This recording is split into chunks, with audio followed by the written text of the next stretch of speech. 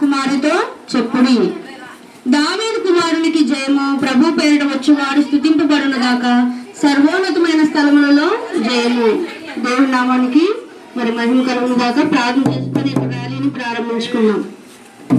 మహాపరిశుద్ధుడ, మహా గొప్ప దేవ, నీ పాదములకు స్తుతులు చెల్లిస్తున్నాం తండ్రి. నీ ఘనమైన నామానికి, శ్రేష్టమైన నామాన్ని బట్టి అయ్యా మాకు ఇచ్చిన సమయాన్ని బట్టి నీకు వందనములు ప్రభా. చిన్న బిడ్డల యొక్క స్తోత్రముల పైన దుర్గము కట్టుకుని ఉన్న గొప్ప దేవ నీకు వందనములు.